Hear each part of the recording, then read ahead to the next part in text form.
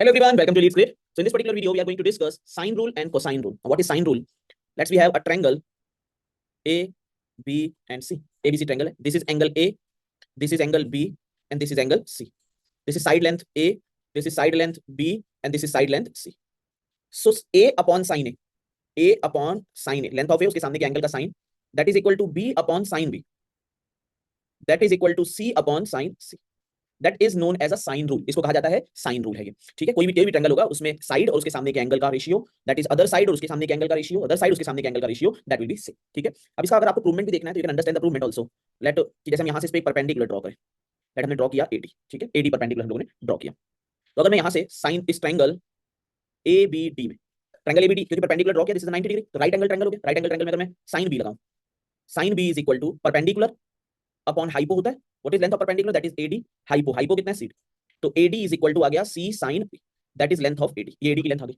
अगर ये वाला ट्रायंगल है, ट्रायंगल ADC, ट्रायंगल ADC में sin C, that is perpendicular means AD divided by hypo, इसका ये भी 90 डिग्री होगा, इसका हाइपो होगा B, तो AD is equal to B sin C। दोनों AB AD ABD कंपेयर कर दो, C sin B is equal to B sin C, तो that means B by sin B is equal to C by sin, B by sin B is equal to C by sin C। एक और triangle ले लोगे तो एक और ratio बन जाएगा, ठीक है ना। यहां से एक और अगर परपेंडिकुलर ड्रॉ कर दोगे तो अदर रेशियो आ जाएगा। तो इस तरह से इसका प्रूवमेंट हुआ होता है। फिर अगर आपको याद हो तो हम लोगों ने कोई भी एक ट्रायंगल का एरिया निकालना सीखा था कि अगर लेट करो हमारे पास ये ट्रायंगल है A B और C, ABC एक ट्रायंगल है, this side is A, this side is B, this side is C। तो अगर इस ट्रायंगल का हमें एरिया निकालना है तो half A into C into sine B, दो साइड और उनके बीच का एंगल, इसी तरह हाफ AB साइन C। ये चला था हम लोगों को। इसका प्रूवमेंट भी इसी साइन रूल से आया होता है। देखो कोई भी हमारे पास ट्रायंगल गिवन है, triangle ABC, this is the triangle ABC। अब अगर ट्रायंगल ABC है तो उसमें एरिया क्या होता है? किसी भी ट्रायंगल का जो एरिया होता है वो हाफ बेस BC और उसके corresponding height AD। Half BC कितना है? A है। अगर AD को देखो तो AD is equal to B sin C भी है, C sin B भी है, तो अगर C sin B रख दे तो देखो एरिया क्या बन गया? Half AC sin B, half AC और उसके बीच का एंगल। अगर मैं AD को B sin C रख देता तो हाफ AB sin C बन जाता, A और B साइड और उसके बीच का। तो this is known as a sine rule, इसको कहा जाता है साइन रूल, ठीक है। साइन रूल क्या है? बेसिकली साइड और उनके सामने के एंगल के साइन का ratio, that is known as a sine rule, ठीक है। इसी तरह जैसे साइन रूल होता है वैसे कोसाइन रूल होता है। कोसाइन रूल आपको याद रखना होता है, याद रखने का वे बहुत इजी है। कोसाइन रूल इसका प्रूवमेंट आप जब triangle of solution of triangle पढ़ते हो वहां होता है, बट लेंथी प्रूवमेंट कोई नीड नहीं है आपके लिए। कोसाइन रूल की अगर हम लोग बात करें, व्हाट इज कोसाइन रूल? जैसे ये ट्रायंगल गिवन है ABC, कोसाइन रूल का यूज जो होता है बेसिकली या तो यूज थर्ड साइड फाइंड करने के लिए होता है नॉर्मली, या एंगल फाइंड करने के लिए होता है if all sides are given, all sides are given.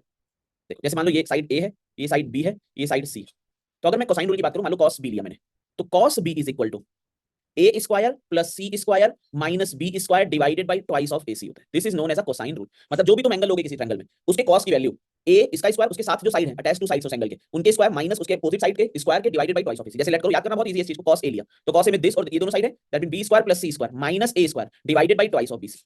जैसे लेट करो cos C है, cos C is equal to A square plus B square minus C square, A square plus B square minus C square divided by twice of AB। तो this is known as a cosine rule। इसमें normally बहुत जगहों पे इसका use होता है। Normally क्या है, जैसे मान लो हमारे सामने ये एंगल 30 डिग्री दिया हुआ है या 60 डिग्री दिया हुआ है हमारे सामने एंगल ABC, हमारे सामने ये लेंथ 4 है, ये लेंथ हमारे सामने 5 है, और मान लो हमें ये लेंथ फाइंड करनी है, दो साइड दी हुई है और हमें तीसरी साइड, कोई भी दो साइड में से तीसरी साइड फाइंड करनी है, हम कोसाइन रूल लगा लेते हैं। चलो cos 60 will be equal to 4 square plus 5 square minus x square divided by 2 into 4 into 5। cos 60 की वैल्यू होती है 1/2, 1/2 16 plus 25 41 minus x square divided by 40। ये इधर कैंसिल हुआ 20, तो 41 minus x square is equal to 20, तो x स्क्वायर आ गया 21, तो x की वैल्यू आ गई √20, that will be the value of third side की आपकी वैल्यू। तो ज्यादातर यही यूज होता है कोसाइन रूल का कि अगर दो एंगल कहीं पे दो साइड दिए उसके बीच का कहीं एंगल है, हम थर्ड साइड फाइंड कर सकते हैं। कई जगहों पे यूज कराया जाएगा, हेक्सागन में कई जगहों पे यूज होता है। ये हेक्सागन ऐसा बनता है, 6 साइडेड फिगर होता है हेक्सागन, आगे जाके सीखोगे हेक्सागन 6 साइडेड फिगर, उसमें ये एंगल जो होते हैं 120 होते हैं, इनकी साइड अगर रेगुलर हेक्सागन है साइड इक्वल होगी, तो मान लो कि हमें इसकी लेंथ निकालनी होती है तो हम कोसाइन रूल लगा देते हैं कि cos 120 is equal to this square plus this square minus this square divided by twice of this into this, इसका यूज कर लेते हैं, ठीक है ना। तो ये हमारा कोसाइन रूल होता है। कोसाइन रूल का यूज आई होप आप समझ गए हो कि कहां यूज करा जाएगा, अपने दिमाग में रखना है कोसाइन रूल का यूज कि यार जहां दो साइड और एंगल दिया है तो मतलब थर्ड साइड से फाइंड कर सकते हैं। बहुत यूज होता है, साइन रूल का भी यूज होता है लेकिन उतना ज्यादा यूज नहीं होता साइन रूल का नॉर्मली, लेकिन कोसाइन रूल का तो काफी ज्यादा यूज होता है क्वेश्चंस में, ठीक है। चलिए ओवर करते हैं। आई होप कि आपको साइन रूल और कोसाइन रूल दोनों याद रहेंगे। Thanks and happy learning.